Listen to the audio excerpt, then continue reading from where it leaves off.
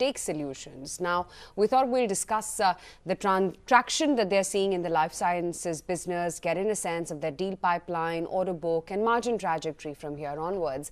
HR Srinivasan, the VC and MD at Take Solutions, joins us on the show right now. Mr. Srinivasan, you know, you're a niche tech company engaged in top global pharma players. Life sciences is the bread and butter business for you, accounting for a good 91% of your revenues, as I understand. And now global pharma trends as well are turning favorable. How are they shaping up for you, and what kind of growth visibility do you think you hope to achieve in the next quarter or next 6 months or so? Yeah, I think the growth over the last 2 years has built up very nicely into a good order book. And as we look forward, I think we are looking at a growth rate that would be anywhere in the 23-24% for the current financial year and perhaps even for the next year. So the order book is built up nicely. The traction is very good. The North American markets are doing well, and the Asia, we're seeing good traction in Asia as well. Okay. Tell us about your top 10 accounts, because as we understand, they bring about 26% of your revenues. How are you seeing the change in their R&D spends? Which therapeutic areas are seeing more resource allocations and filings?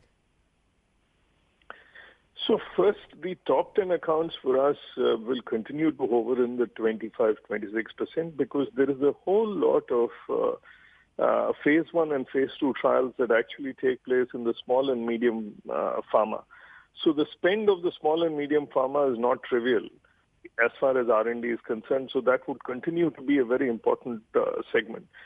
In terms of therapeutic area, it is obviously oncology leads the way by a distance.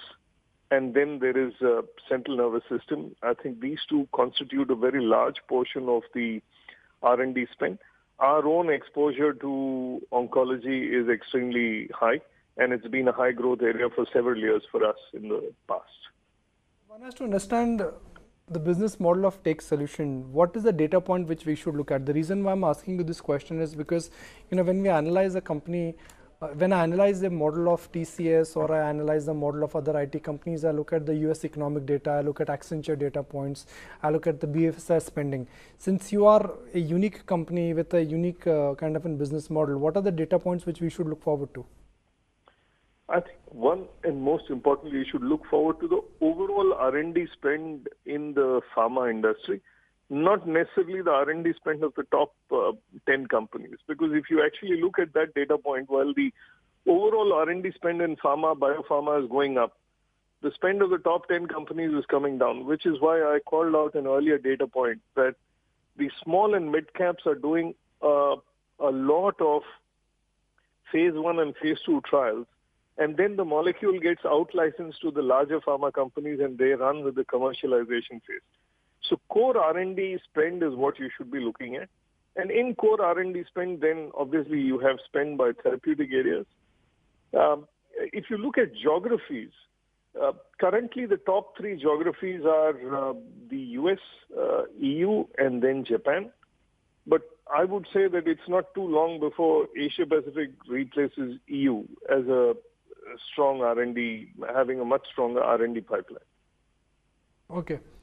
All right, Mr. Srinivasan, appreciate your time. Thank you for joining us.